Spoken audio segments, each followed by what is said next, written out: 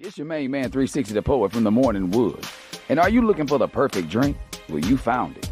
Mimosa Royale is the perfect combination of California sparkling white wine and natural juice that is both tasty and refreshing. No artificial colors or flavors, no sugar added, and it's gluten-free. As the world's first ready-to-drink mimosa, Mimosa Royale is perfect for any occasion, day or night. You no longer have to drink 12 of those seltzers just to get that perfect buzz. At 8% alcohol, Mimosa Royale is the perfect drink to party with. Offered in a variety of flavors and sizes, you are bound to find a Mimosa Royale that you'll love. We have berry, mango, apple, and orange, with more flavors to come. Mimosa Royale is the most award-winning flavored wine that serves in bottles or cans. You can find them online at drinkmimosa.com or find them at your local liquor store. Ask for it by name. Mimosa Royale. Keep your radio dial right here. You're locked into the hottest news station on the planet. Hot 702.5 in FM sound. Blazing today's hip-hop, R&B, and pop music. Keeping your radio on fire. Bringing you the hottest, realest, riskiest talk shows live 24/7 on hot7025fm.com. Hi. Hey. What's up? All your favorite artists. Check it out. Say my name. DJ Khaled. This is Mila J. Bruno Mars. On hot7025fm.com.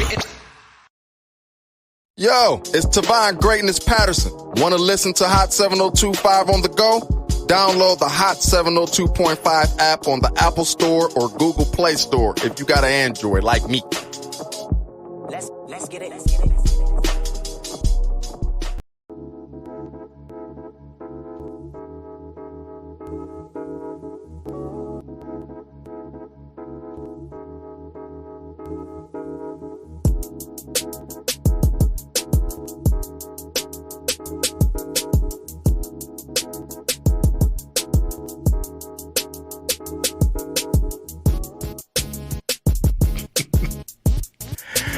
What's up? Happy Saturday afternoon on a this day. It's like a sneaky cold Saturday. I was outside earlier with some short sleeves on because I looked out the window. It looked like it was a nice day. I went outside and my nipples was hard immediately. Immediately were frozen. I don't know if I need to comment on your nipples. I went in and put on a sweatshirt and a jacket. I don't know. Well, I mean, it's just telling you like it is. Welcome to the Comedy Cypher on Hot 702.5 FM. Me, comedian Ardie Hollingsworth. This is our second from the last show, E. Mm-hmm. We're going to be singing End of the Road, Boys to Men. You going to be singing it. I ain't going nowhere. I mean, for me and you together. You're going to be singing We Belong Together, Mariah Carey. That's what I'm going to be doing? Yeah. Okay.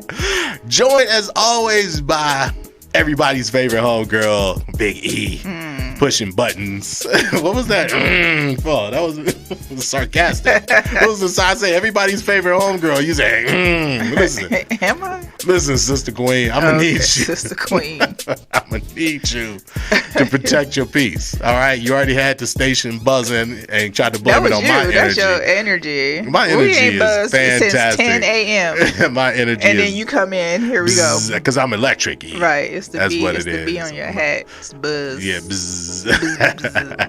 Baseball season. Yeah, I got the Red Sox zone baseball season gearing up almost upon us. We in the middle of March Madness. Who's your team, E? I mean, who you rooting for? It's the ladies all the way. Sorry. Okay. What? South Carolina. South Carolina, cool. You're rooting for LSU, homegirl down there. Caitlin Clark at Iowa. Juju. Yeah, Juju. Yeah. Women got some, but man, women's basketball is coming up. Man, shout out to the OGs I'd rather and the pioneers watch of the game.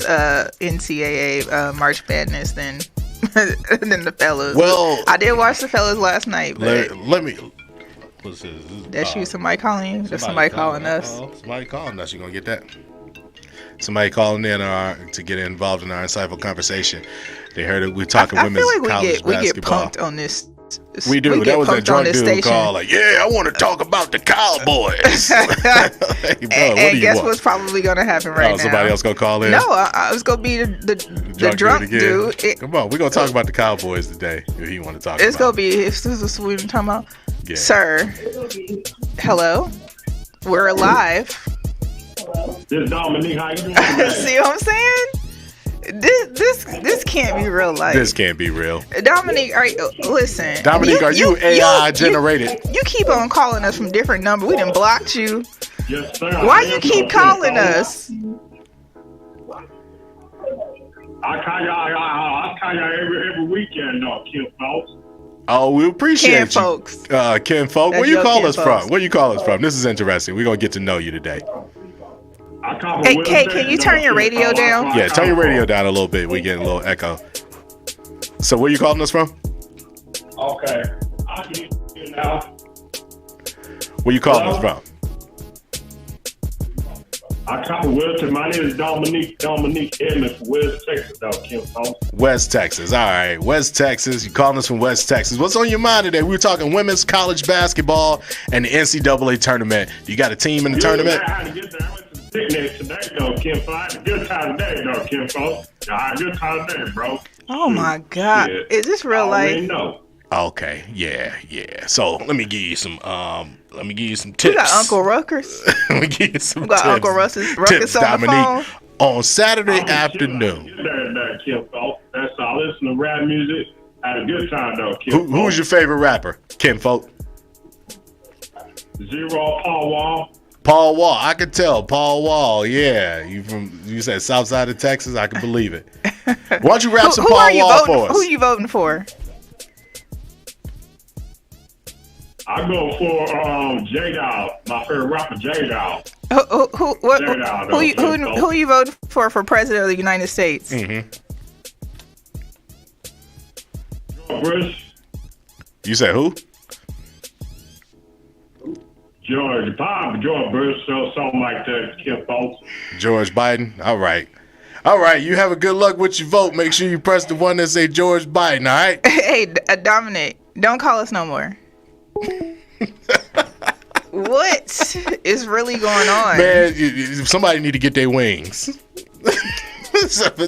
Like who is this dude is faithfully prank calling us every single for day the last month. Okay. New numbers, everything. Oh, this dude is a stalker. Right. All right. Well, let me tell you where we broadcasting live. Don't tell me, because I got to. We broadcasting live from the Metro. Ready. We broadcasting live from the Metro Police Station. We in the basement right next to the detectives. Because what the feezy, this is man, weird. Some people ain't got shit else to do on a Saturday, but we appreciate you listening, man. Let's run them numbers up, man. What was I talking about? We was talking about college basketball. I'm rooting for my Spartans, who should be on right now.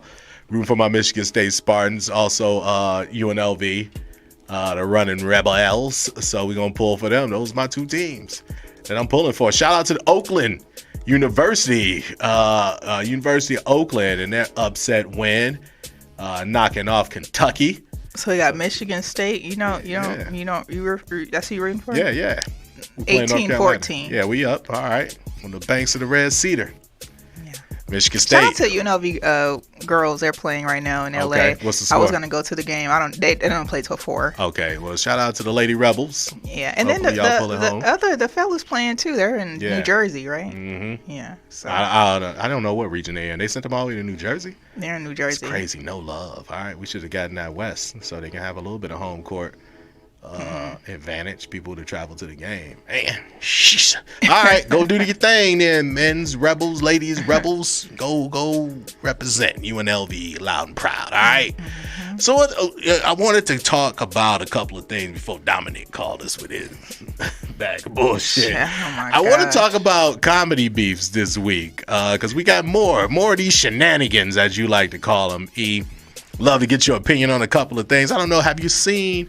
I think this round of beef started with, it still stems from the whole Club Shay Shay thing.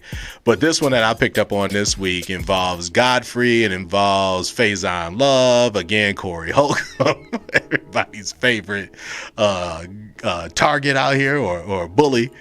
Faison? Faison. I got opinions on Faison. He's the biggest target? Yeah, he's the biggest target. There probably is a reason. Nah, this dude, Faison, just coming out looking crazy. Trying to pick beef with Country Wayne. because of what Country Wayne and all them dudes said on Club Shay Shay. He's trying to get his numbers up. Yeah, but the problem is that if everyone is talking about you, there must be some era of truth to right. Like if everyone has the same thing to say. Yeah, no, what I don't like about not right. I guess Faison's take on this thing was him coming at Country Wayne. Country Wayne, I think, had one of the most insightful, intelligent Club Shay Shay interviews from a comedian. He was just giving the game. He was talking about his process and how he came up, and how he started with the skit game and how he was able to run his social media numbers up, and then ultimately that translates into him getting additional booking opportunities and TV opportunities, whatever blessings that are coming his way. It started from the foundation of him investing in himself, building his social media following up, and then obviously they feel like you the hot guy, they coming after you, which is the new wave, which is how you get on these days. So some of these decrepit old heads in the comedy game, and I call them decrepit old heads because that's what they're acting like, they're hating on the world transitioning. They're hating on the world evolving. That's the foundation of their hate. And then they have a target of that hate in people who made it through the evolution. Turn to your neighbors and say, evolve yourself, E. Because that's what we need to do. It would be less hate in this world if everybody created their own lane, followed their own path, and went after the version of success that they wanted, rather than looking over their shoulders, honey. And you know what? I do commend Cat Williams, Monique. It was one other one. Basically, just giving like love to the comedians who came up from social media. Yeah, like shouting out Just Hilarious. Shouting out what's the other? Country Wayne. Country Wayne and another, what's the other kid that's doing Drewski? Just like giving them love, like, hey, right, listen, these, and they're funny, they're like, hey, they came up on social media, but they're funny too. Well, here's the thing about the market, and strategic. Yeah, strategic, funny, intelligent. Just Hilarious is on the Breakfast Club now. Yo, yes. Do you know the moves you got to make to garner that level of attention to get you to that platform, to get you to that level? So something about what you're doing and how you're connecting with people is resonating. That's a marketer's dream. So when you think about like back in the day, like an Eddie Murphy who came up off of Saturday Night Live from the stand-up thing, you had executives in the room, writers in the room that had to write bits. The executives had to hope that this talent that they see resonates with a live public audience of millions of people, and they had to spend and invest in all of this type of development to put him in front of people and basically become a star maker. With social media now, folks are making themselves. They're starting from just foundational skits or compelling content or a funny meme or whatever it is. The lightning in the bottle that you have to catch for that algorithm to push your shit out here to millions of people, and then they share it and it goes viral, right? And that's the process of going viral that makes you a sensation, that makes people want to connect with you and do any other type of business with you. That's a magic, man. It is. And you know what? And this is a different subject, but I was watching Freaknik, the docu. Yeah. And all the old dudes on there, Luke, Jermaine Dupri, whomever else was on there, all of them were like, the problem is that people weren't in the moment. Everybody now want to be on their phones. And I'm like, where do y'all think y'all got this footage from, sir? Right. What?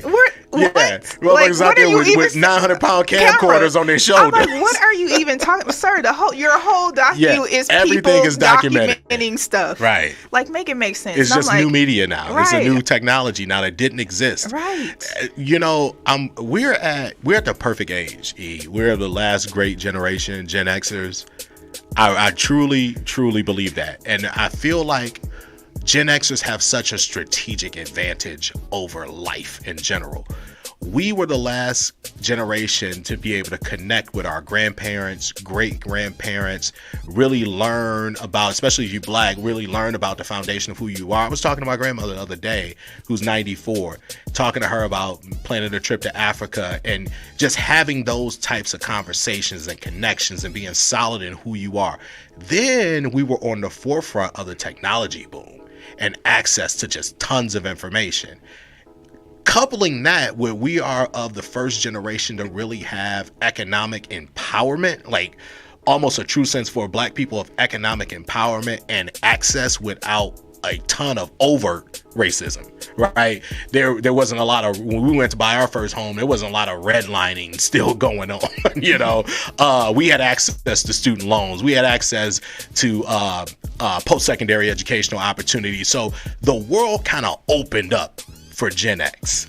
I think the generation that came before us are a little, you know, tainted, a little bit bitter based on the experiences and things that they had to go through for, you know, looking at the opportunities that, you know, were built on their backs for our generation and subsequent ones.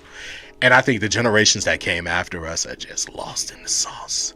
I think these Gen Zers are going to get it together. I hope so. But I do think that based future. Off of what you explained, I agree with all of the access that we did have. But the Gen Zers are going to save the world. Hopefully they do. Hopefully they take it to the next level and really get rid of. But I think there's such an economic divide now that the do-gooders of that generation are going to have to be just, you know, the wealthiest of wealthy people with great hearts. Because now it seems like everybody is into this hoarding for self. Like, how can I be the first this or this, rich as this or rich as that? And it's very, very damaging, I think, to society, because the next civil uprising, if I were to predict one, is going to be between the haves and the have-nots. Motherfuckers are just going to get simply tired of, like, our generation, right? We still bought into the American dream. We still invested in ourselves.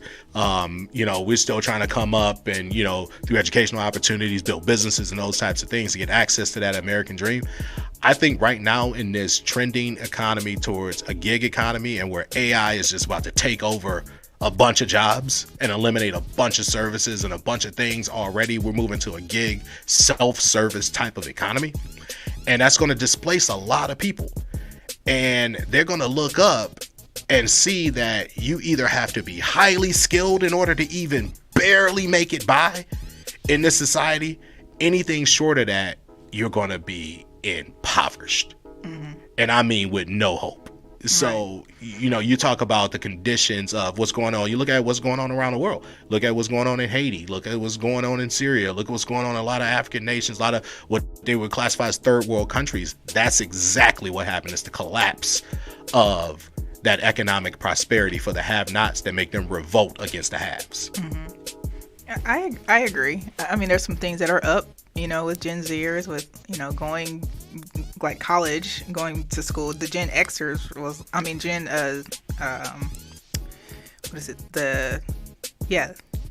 we're Gen X. We're Gen X. Y. Yeah. Gen Y, yeah. The and Gen millennials. Yeah, the millennials, the Gen Yers, they were not. They were like, fuck that, fuck that school, we good. But although I do not believe that you need to go to college, no, you don't. to, you know, be extremely successful. It's multitude helpful. Of ways to achieve success. It's definitely helpful in some aspects, you know. Well, it's helpful, and I think what we need to do is push more. There was a category of degree programs and majors. I just did the bad bitch smack again. You bring that out of me on this show. I did. I just made you snort too. That was cute. I love it when a pretty girl snorts. Do that again. Sound like old cute ass Miss Piggy over there. Mm-hmm. But they had this classification called lifelong learning. Mm-hmm. And I think that's the PR move that needs to happen for post-secondary education. I think we would agree that everybody needs a good K-12 foundation. You got to be able to read, write, and do arithmetic. All right? Arithmetic. Okay. All right? The auras. Mm-hmm. So y'all will get that if you went to college. Mm-hmm. But you got to be able to have those foundational skills. But I think lifelong learning will put people in a category where they will then identify a career or a genre of work that they want to get into, and then they will go and backtrack the requisite skills and knowledge base in order to be successful in that. I think that's the chasm. That's if I was a career counselor for years and I worked in higher education for years, still working in ed tech now, and that's for the come up generation, for the people that's trying to change the generational trajectory in their family in terms of education, in terms of wealth building. That's the thing. Because we can't hustle our way to prosperity. There's a knowledge base, there's a skill base that's absolutely necessary. Even when you build a business, even if you're an entrepreneur, you go into business for yourself. Like I said, I don't have I run a technology business. I do not have a tech background at all. Yeah, I mean, but it depends on the aspect. And then too, can you delegate to somebody who does? Ding, ding, ding. There it is. That's the part that's like I was in tech for 20 years, so it just depends on, you know, like can you do these aspects of the business, and can you find someone? But you know where you learn that? You can learn it you can learn it as being a sibling, really. As being the oldest child, you can learn. I said child. I actually learned being the oldest child. That was a hardcore business lesson for me to actually learn that through studying. You can learn that through being a Girl Scout. That you need to delegate. Now, I mean, like when you get to a certain point, because now with Girl Scouts, you have a website. You have people who are in the field.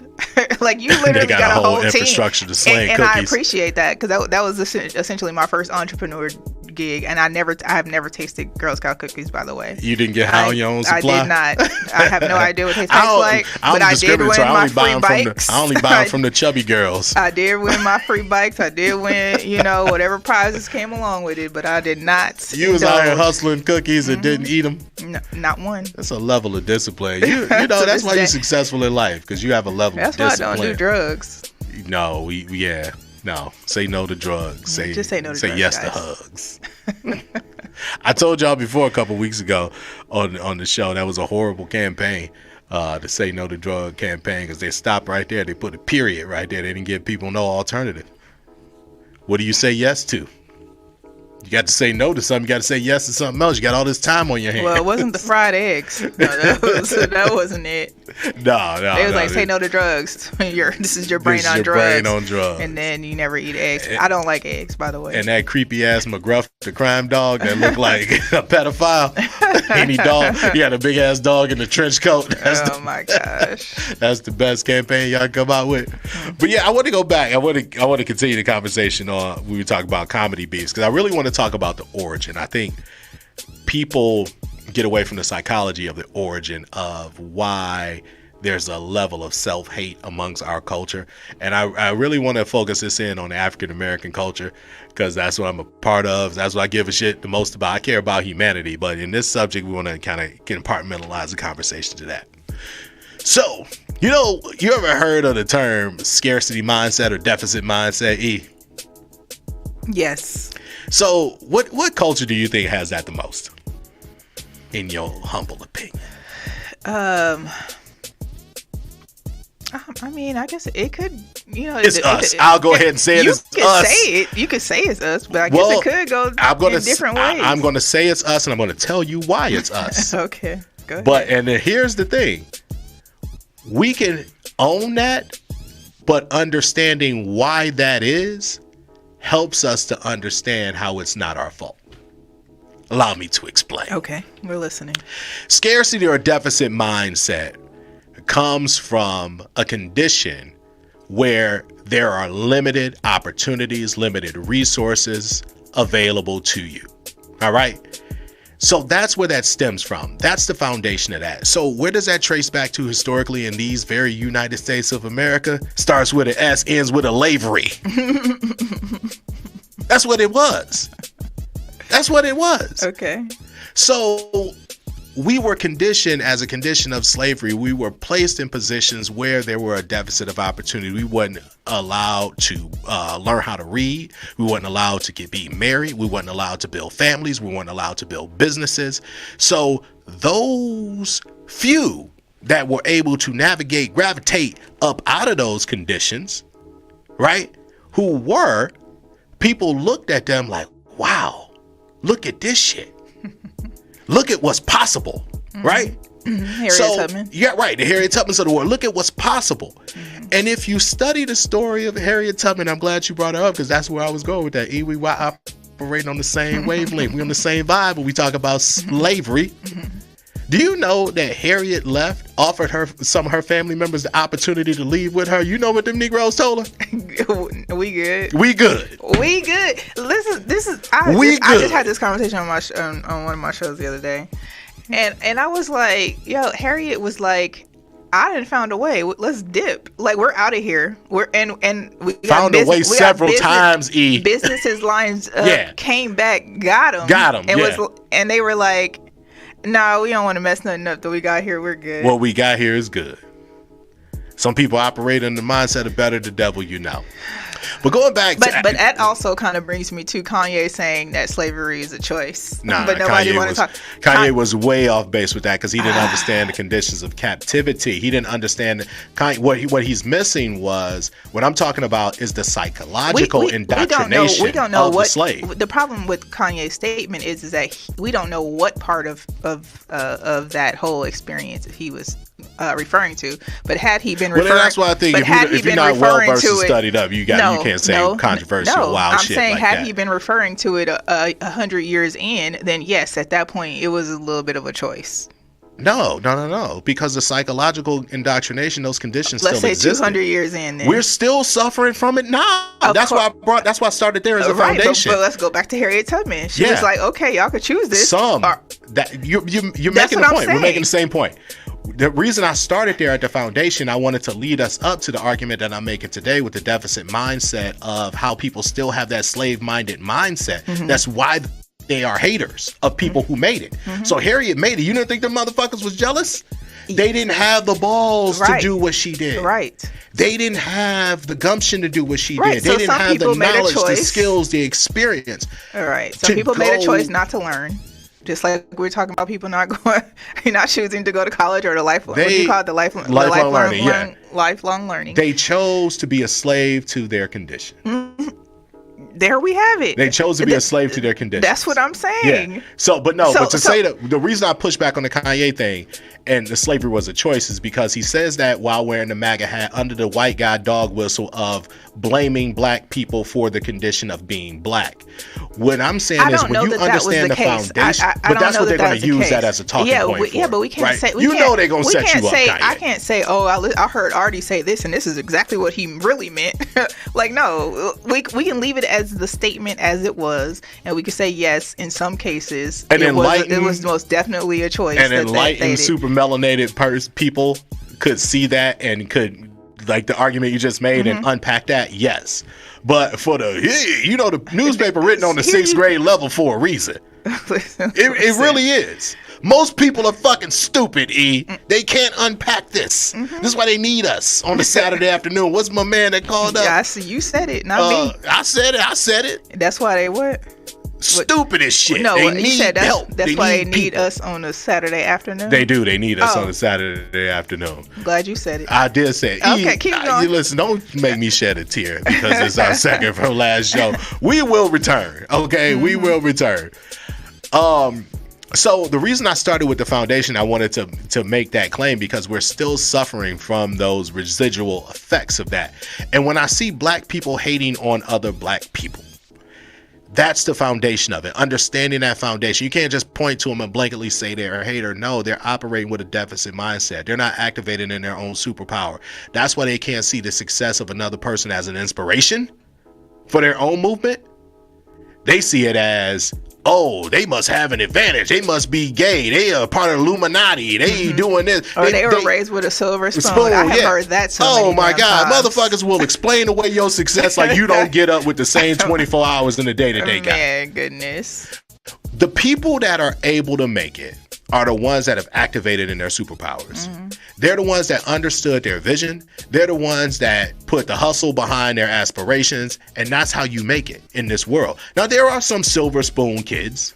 There's some people in the game that get a vouch, that get, I mean, Eminem, for instance, right? Dope ass rapper, 50 Cent, same thing, dope ass rapper.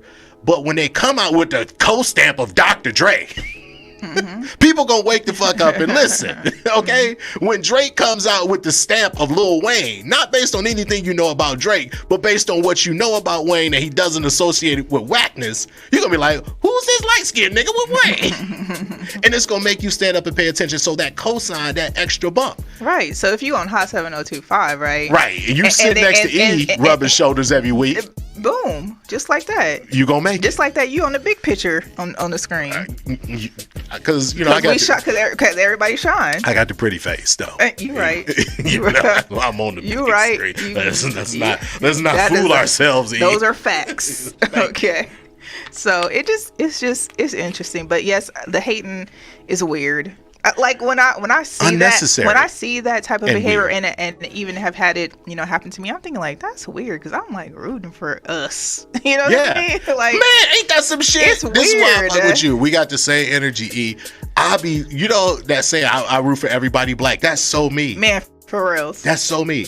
So Godfrey says some crazy wild shit that I hate comes out of black folks' I didn't mouth. watch the whole interview. I've been catching snippets. The algorithm is fucking with me on social media. They know I'm a comedian and they know this stuff sets me off. So the algorithm is keep fucking with me. It's following me around. I can't log in without that shit popping up.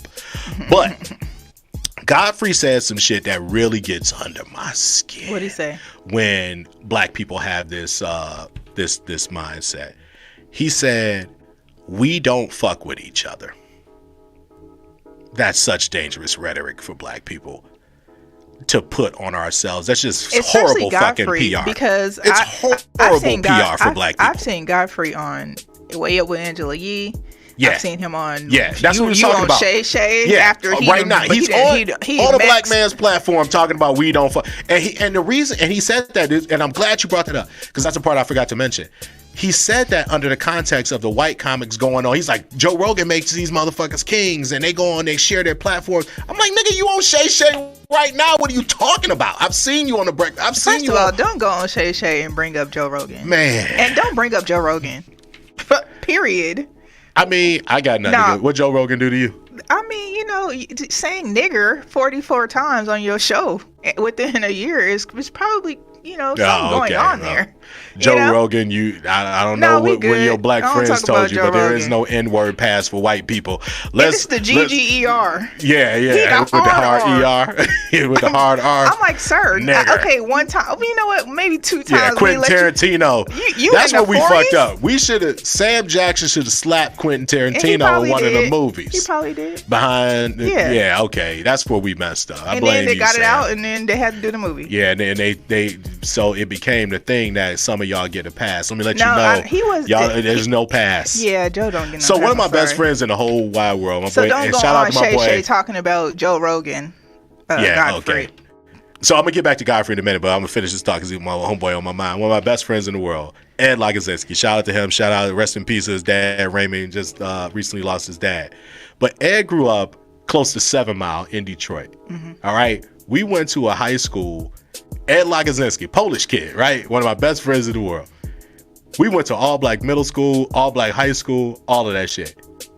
I have never he hung out with all black people. Mm-hmm. I have never in my life heard my boy Ed, even in the tokenest of senses, try to slip up and act like he had the N-word pass. And we throw that shit around amongst each other. Some of us call him one. So there is a $1 fee for saying the N-word here, and I think you owe $2 so far. Okay. I didn't know you got carried away. Oh, okay. I was just, I don't like the word N-word. I'd rather say so you know what? What's interesting is right, because he knew in the company of who he was around that is not okay. It was a safe space and for him. No, that he wouldn't say, no, your friend saying that he knew that that's not something that would be cool. Nah.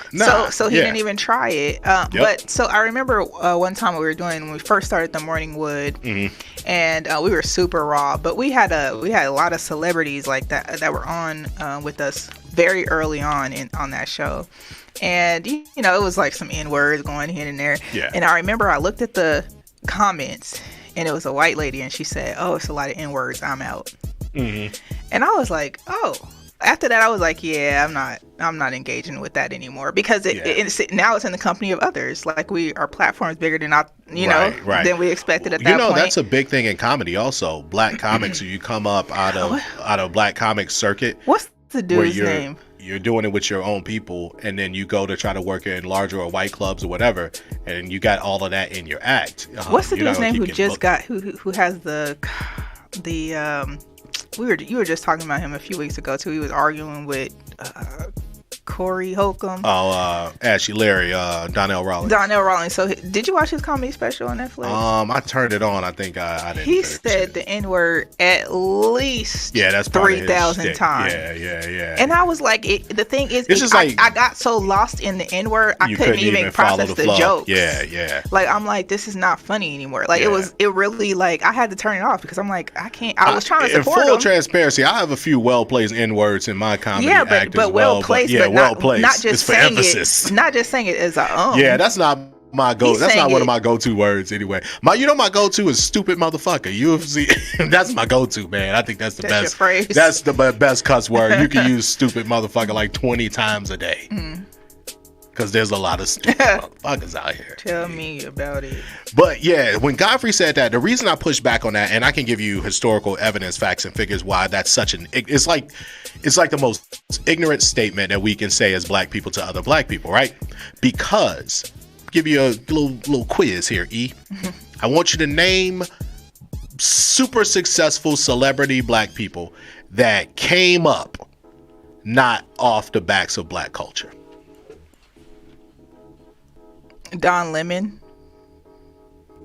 I'm sure Don I'm sure Don Lemon's I said first, what I said. He probably was on Channel 3 News in Augusta, Georgia. It was Elijah Bajaqua. I would have to go back and research that. Elijah Bajaqua is what brought him up, not the blacks. I would tell you that.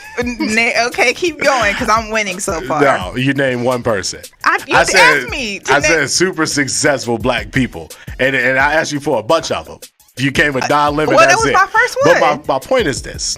I guess I'll make my point instead of asking you the question when you come with Don Lemon was a good one because. Okay, but I guarantee you this. But while I'm I know giving what you're my trying point, to get at, but I just wanted to tell right, you that you trying to hit me with a people. curve, but that was a good one. But I'm gonna prove to you that I'm right. So while I'm saying this, I want you to go open up Google and we gonna find out when that nigga first got on TV. I guarantee you it was on an urban station somewhere. So I tell you that to tell you this.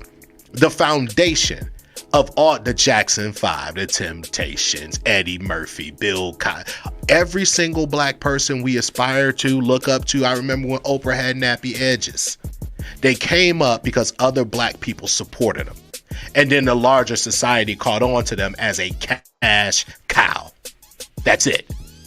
A cash cow. That's why they were given those opportunities. So black people have always supported other black people. Mm-hmm. We don't want you. Do you see when they opening up the soul food restaurant? What's the clientele like? Stop giving that narrative that black people don't support black people. We do. The ones that's moving, the ones that's making a difference, they get supported by other black people. And they catapult them. I mean, every single act, every single fucking person you know that's successful came up off of the backs of black support. We do support one another. We do. We gotta stop that. It's so dangerous. Mm-hmm. It's so dangerous. And it comes from, again, deficit mindset and a level of self-hatred. There's a self-hatred that makes you look at your brother, that makes you look at a person that looks like you and say, that's not good enough. I need to seek the approval of someone else that doesn't look like me. I need to be validated. Come on, man. Like, for real?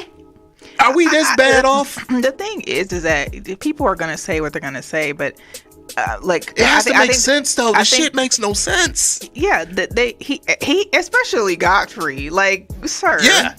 First of all, Godfrey is not that funny to me. However, his impersonation. Tell us how you really feel. His impersonation. Yeah, and he even did Shay. It is. I wish I could do impersonations like Godfrey. I'll tell you that, right? If I could add like dope impersonations to my stand-up act, I'd be a beast. I mean, out of control. Yeah, he did a great job, but even his impersonation of Shay. Yeah. So, but I don't think he's funny. I heard him. He was essentially auditioning to be on Angela Yee's show as a radio personality. Oh, regular guest. And he was a little bit overbearing. So it was trying to get the funny off. He was just filling in too. He was like being too much of a filler. Gotcha. But Not everybody's magic for radio like us, E. You're right. It's just not what it is for everyone. But what I'm saying about him is that don't be on a black person platform and say something like that. And then two, back to the Joe Rogan thing. Don't bring up Joe Rogan ever. Black people. What the hell y'all doing? Well, here's why they bring it up. Here's why. Let me get us to the point I was making. He is the establishment. He is what they think is gold. That is the gold. I don't know that I have ever listened to a Joe Rogan show in my life. No, you haven't, but that guy has crazy listenership and following. So when people see that clout that you can get, that oomph that can happen to your life by getting access to that platform, they see that as their goal, their messiah. So that's their holy grail.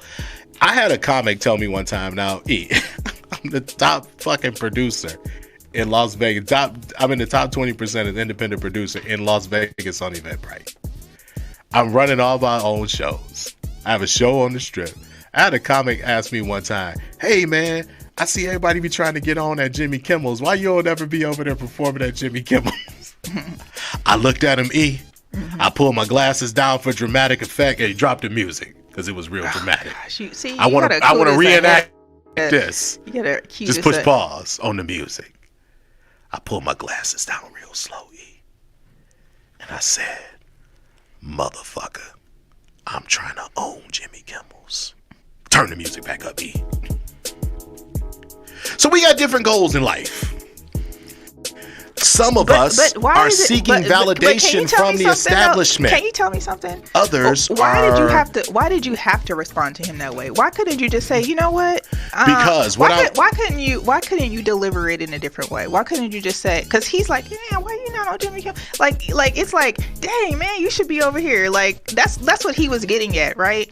Because it's not about you owning your own thing. He's just thinking like, dang, you should be here.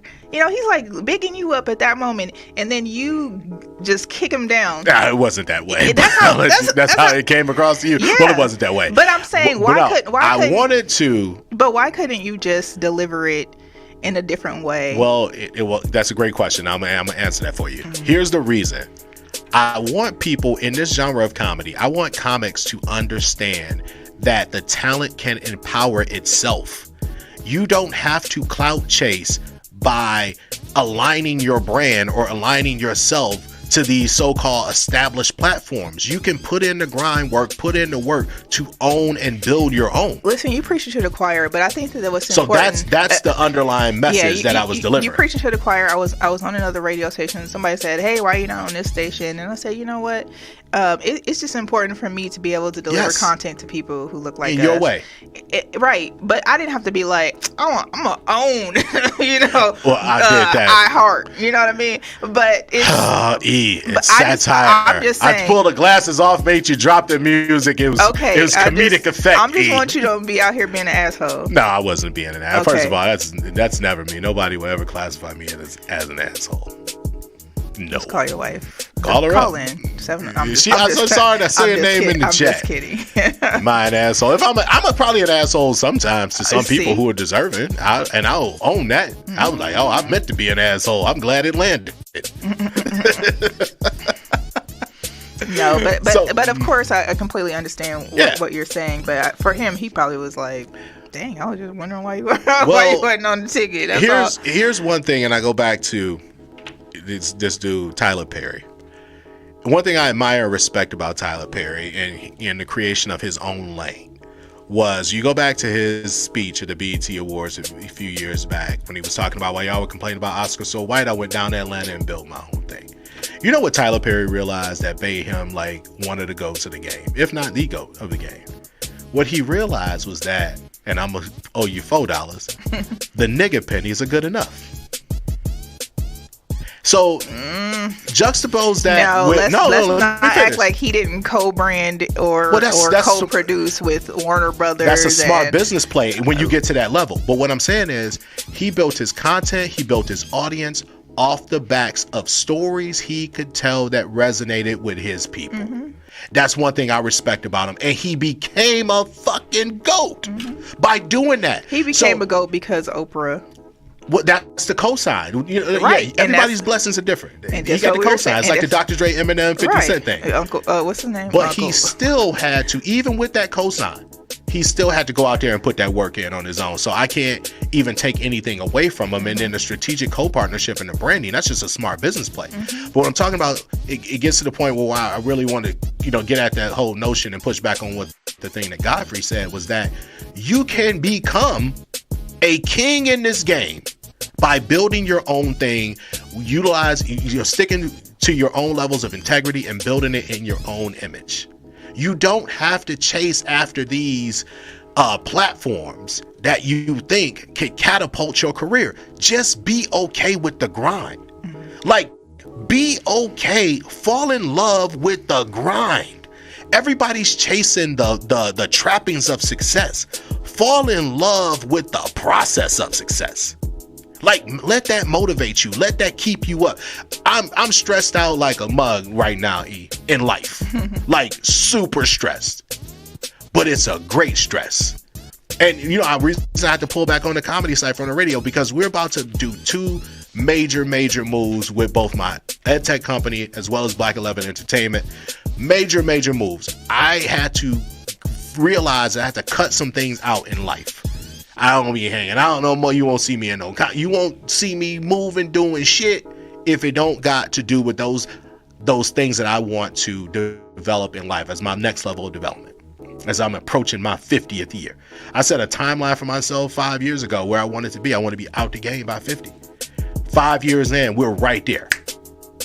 And so I'm going to focus all my time and attention on those two things because it helps catapult me towards my goal, my vision of my success, what I wanted for those things.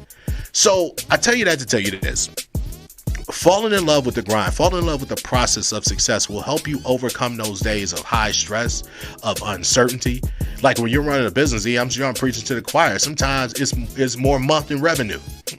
Especially when you first start out. Yeah, especially when you're first getting going. So, and you're taking from one thing and you're adjusting lifestyle and you're all and trying to hire and connect and work with the right people. And there's a lot of shady folks, a lot of things, a lot of ups and downs and pitfalls. And especially if you're trying to accomplish something like tremendously great, right? When you're trying to, like, if you were to say, I'm trying to own iHeart, right? I am trying to own a chain of comedy clubs. That's going to revolutionize and change the game for comedy. And you will. I definitely will. I'm going to die trying. 50 Cent, get rich and die trying. I know every day I'm going to wake up activated in the mission to make that happen. And if you fall in love with the process of success, you can see incremental progress. And then all of a sudden you wake up one day and it's like, you there. So you just got to keep working at it.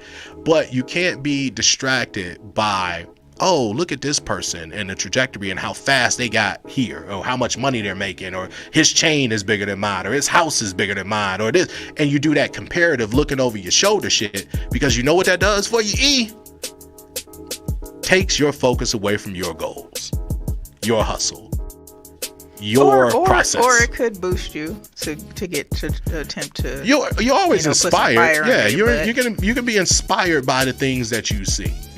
But what I'm saying is changing the trajectory of what you hold sacred and your vision or viewpoint of success beyond just the material things or the clout or the following or this.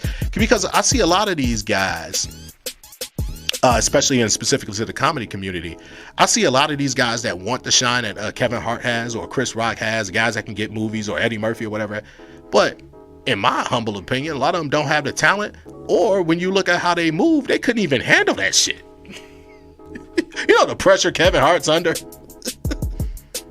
I mean, this dude, he got folks' livelihoods. Listen, I mean, attached to his movements. That's a lot of pressure. Yeah, not a lot of y'all can even handle that. Got a lot of people writing for him that need to collect a check. Right, y'all got bosses that y'all got wannabe bosses that can't handle, the trappings of being a boss. Yep, it is what it is. So now we got this boss over here. He's about to own hundreds of thousands of comedy clubs across the world. God willing. So, and one thing I want to put a bow on this. I was sharing something with my daughter. You got 5 minutes. Oh, good. Perfect timing. I want to leave y'all with an inspirational message. I was sharing something with my daughter. I was watching, of all things, I watch a lot of old NBA games. I want to shout out the source of where my inspiration for this came from. I was watching, I used to love the Seattle Supersonics, the Sean Kemp teams in the mid-90s. I was watching a replay of the Supersonics and the Houston Rockets, I think game 6 of their playoff series, like maybe 96, I think it was.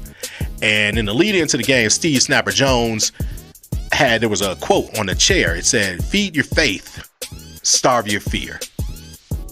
It's just powerful. Feed your faith, starve your fear. And it made me perk up, and I had to go to like do some biblical references. And it took me to Psalms 23:4. Yea, though I walk through the valley of the shadow of death, I fear no evil, for you are with me. So there was such a strong Lord, belief. You are my. I was gonna finish the whole. Oh, you gonna spit the rest of the bars? I'm good. You're a good church going girl. I like you. No, I am not. Well, you know your biblicals. I do. That's all. You have a relationship. That's what I'm talking about.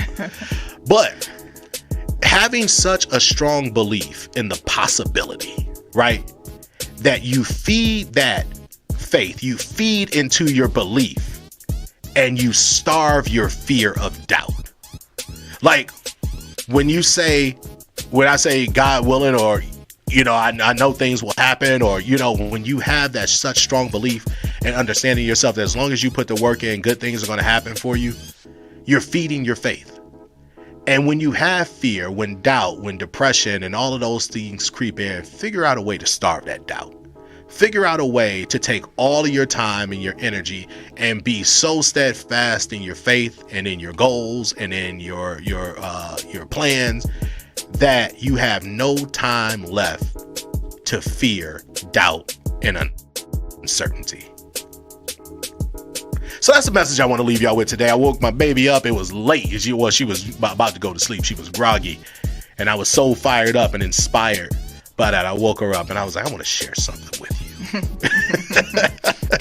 And God bless her little kid. She did. She was like, oh, all right, I get it. So the next day, I gave her a quiz the next day. We was driving to school. I said, really, baby, what was that quote I gave you last night? And she was like, feed your faith, starve your fear. I was like, oh, you good. And then I had her break it down for her sister a couple days later.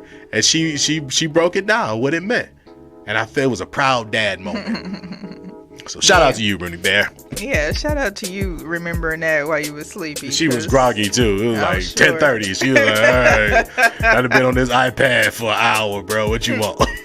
But I love my kids in that sense. Like, we had those special moments where, because I had a lot of that with my mom, and those are some of my fondest memories of hanging out with my mom, just getting jewels of wisdom from my mom. Like, my mom told me, it was one of the things that always stick with me, is like the story of the foundational story of Icarus. Like, never get too high or too low on any one thing in life. Like, they can be on your team on Tuesday and hating your guts on Wednesday. You know what I'm saying? Like, so you never get too high or too low on any one thing. You know, you celebrate things accordingly and you move forward to the next goal. You know, just jewels of wisdom my mama used to drop on me. Mm-hmm. So rest in peace, Julia Hollingsworth. Rest up to our mamas. Yeah, rest up to your mama, my mama. Well, give me a jewel that your mama gave you. You know what? I have so many, and I don't even feel like getting super emotional because I just been a week. It's been a week. But my mom was just such a sweet, like, loving, thoughtful. Like, she had a voice of an angel. She sing way better than Whitney Houston. We talked about that before. Yeah. She was just such a light, and like, anybody who will mention my mom will say, they'll go through that whole spiel of what I just said. Mm-hmm. Like, oh man, I miss your mom. She was, you know. And I think you inherited that, E. You a light. You. I appreciate you that. You a motherfucking light with your Illuminati ass. You probably an Illuminati. But I think that it's, you know, people grieve, and I feel like one of my cousins posted today. She was like, there is no time limit on grieving. None. And I'm like, my mom's been gone for 22 years and I'm still grieving. I'm gonna miss my mama forever. Right. Yeah. It may be a little lighter after time, but man, that grief does not diminish like to that point. So it's just, you love you on your mamas. Especially if you had a good one, then the grieving lasts longer. If you had a great mom, ooh, that's a blessing. Man. Now, if your mama wasn't shit, you probably like, ooh. Like, fuck that lady. No, but seriously, love on your good mama. Yeah, you got a good mama. Just call her up. Good mama, good grandma.